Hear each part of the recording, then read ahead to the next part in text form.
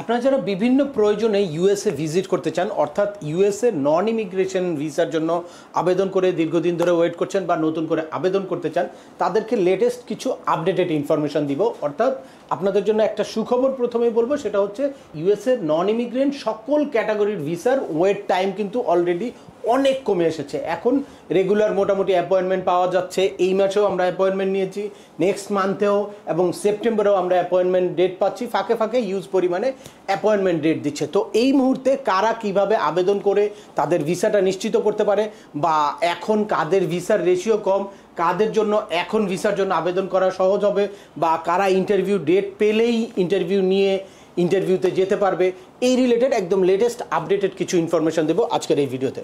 চলুন শুরু করা যাক। তার আগে বলে নিচ্ছি, যারা আমাদের চ্যানেলে নতুন বা আমাদের চ্যানেলটি এখনও সাবস্ক্রাইব করেনি, please hit the subscribe button. আর যারা অলরেডি সাবস্ক্রাইব করেছেন তাদেরকে অসংখ্য ধন্যবাদ।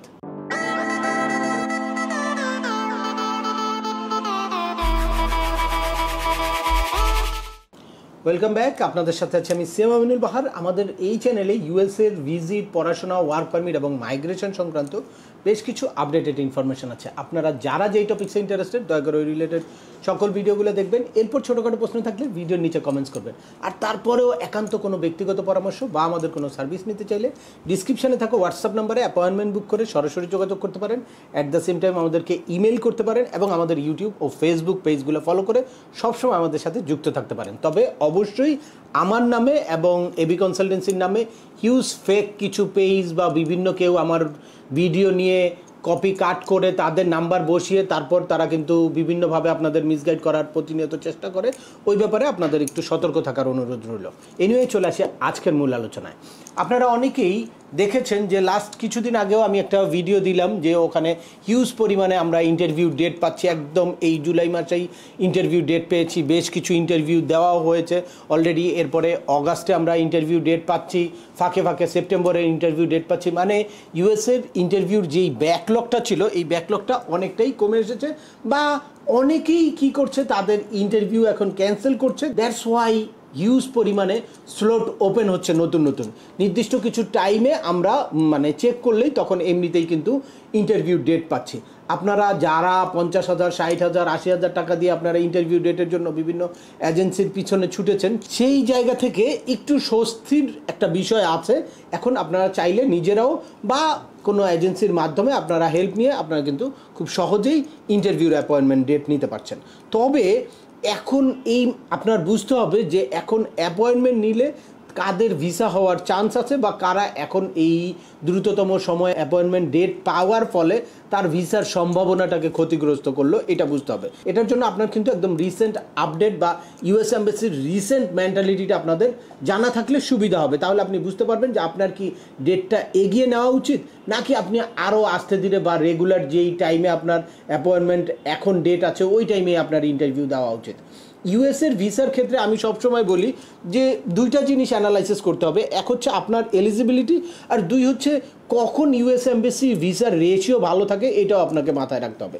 তো এই দুইটা জিনিসের কম্বিনেশন আর আপনার DS-160 প্রপারলি যদি ফিল আউট করা হয়, অ্যাট দ্য সেম টাইম আপনার যদি ওই ইন্টারভিউর প্রিপারেশনটা ভালো থাকে, তাহলে কিন্তু খুব সহজেই আপনি আপনার ভিসাটা নিশ্চিত করতে পারেন। এটা আপনার B1, B2 হতে পারে, F, M, J, মানে যে কোনো ক্যাটাগরির ভিসার ক্ষেত্রেই এটা।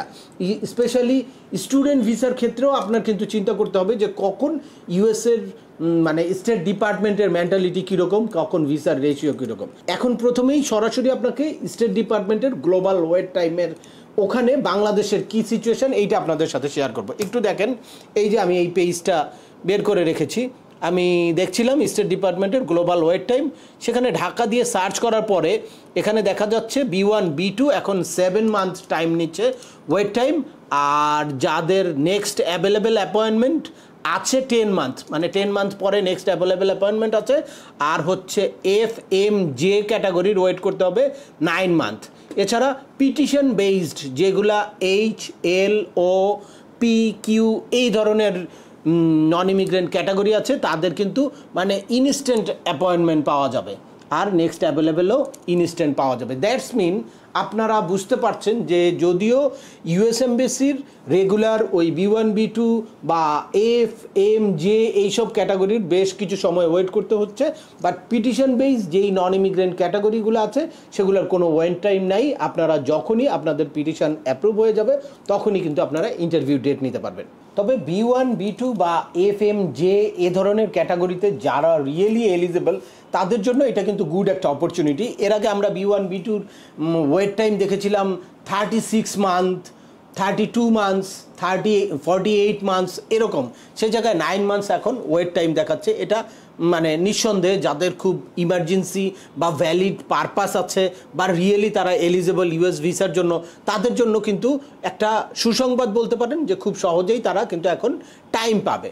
তবে এক্ষেত্রে আপনাদের একটু ভেবে চিনতে তারপর কিন্তু ডেটটা নিতে হবে।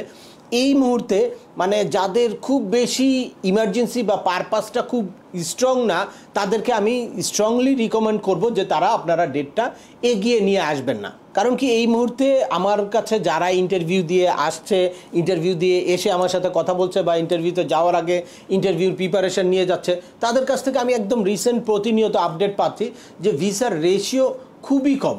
তো সুতরাং আপনাদের যাদের স্ট্রং পারপাস আছে, অর্থাৎ কেউ খুব ক্লোজ রিলেটিভ আছে, মা বাবা ভাই বোন খুব সিরিয়াস অসুস্থ, খুব ফ্যামিলি রিউনিফিকেশনের মানে সিরিয়াস কোনো প্রোগ্রাম আছে, তারপর আপনার কোনো বিজনেস মিটিং আছে, কনফারেন্স আছে, এই ধরনের কোনো ইস্যু থাকলে আপনারা কিন্তু এখন ডেটটাকে এগিয়ে নিয়ে আসতে পারেন। বাট আপনাদের যাদের একদম ক্লিয়ার মানে ট্যুরিস্ট পারপাস, তাদেরকে বলবো যে আপনারা একটু ওয়েট করেন। আপনাদের যাদের ডেট অলরেডি নেওয়া আছে 2026-এর জানুয়ারি, ফেব্রুয়ারি, মার্চ, এপ্রিল, তারা ওই জায়গায় স্টে করেন, কারণ ওই সময় ভিসার রেশিও ভালো থাকবে। আমি আশা করছি যে এই বছরেরই ডিসেম্বর থেকে ভিসার রেশিও গ্র্যাজুয়ালি ডেভেলপ করতে থাকবে এবং জুন জুলাই পর্যন্ত হিউজ পরিমাণে ভিসা দিবে।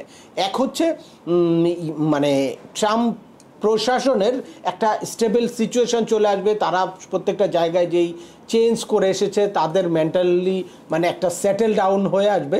আর in the meantime world cup যেহেতু কাছে আসতেছে, সুতরাং ভিসার রেশিও একটু বাড়ানোর প্রেশার থাকবে ফিফার থেকেই। অনেকেই শুধু ডেট পেয়েই খুব আনন্দিত হয়ে খুব দ্রুত তাদের ডেটটাকে এগিয়ে নিয়ে এসে গিয়ে রিফিউজ হওয়ার কোনো কারণ নেই। কারণ আপনারা জানেন যে ইউএসের ভিসার জন্য আবেদন করে আপনি যদি একবার রিফিউজ হন, তারপরে কিন্তু 1 বছর তারা ডিসকারেজ করে আপনাকে আবেদন করার ক্ষেত্রে। সেক্ষেত্রে গিয়ে ইন্টারভিউর স্লটই অ্যাভেলেবেল পাওয়া যায় না। দ্যাটস ওয়াই আপনি এখন রিফিউজ হয়ে তারপর চাইলেই কিন্তু আবার ডিসেম্বর, জানুয়ারি, ফেব্রুয়ারিতে গিয়ে আবেদন করে ডেট নিতে পারছেন না। এ কারণে আপনি যদি একটু প্ল্যান ওয়াইজ ওয়েট করে ইন দ্য মিন টাইম আপনার ট্রাভেল হিস্ট্রিটাকে ডেভেলপ করতে পারেন বা আপনার পারপাসটাকে আরও স্ট্রং করতে পারেন, সেক্ষেত্রে আপনার ভিসা হওয়ার চান্সেস অনেক বেশি থাকবে। তবে নেক্সট যারা ইউএসএ ভিসার জন্য ওয়েট করছেন বা নতুন করে আবেদন করতে চাচ্ছেন, তাদের জন্য এই মুহূর্তে আবেদন করার খুব ভালো একটা সময়। এখন আবেদন করলে আমরা লাস্ট দেখতে পাচ্ছি যে ডিসেম্বরে অ্যাভেলেবেল ডেট পাচ্ছে, ডিসেম্বর, জানুয়ারি, ফেব্রুয়ারিতে আপনি ইন্টারভিউ ডেটটা খুব ইজিলি পাবেন এবং ওই সময় ভিসার রেশিও খুব ভালো থাকবে। যদি আপনি সঠিকভাবে DS-160 ফিল আউট করতে পারেন বা ইন্টারভিউর প্রপার একটা প্রিপারেশন নিতে পারেন, তাহলে কিন্তু আপনাদের ভিসাটা পাওয়ার চান্সেস এখন যারা নতুন করে আবেদন করবেন বা যারা আবেদন করে ওই সময় ডেট নিয়ে রেখেছেন। তবে বারবার ইউএস এমবেসি দেখবেন তাদের অফিসিয়াল পেজে কিছু গাইডলাইন দিচ্ছে, এগুলো কিন্তু আপনাদেরকে ফলো করতে হবে। এর মধ্যে নাম্বার 1 হচ্ছে ফেক ডকুমেন্ট দেওয়া যাবে না, ফেক ইনফরমেশন দেওয়া যাবে না।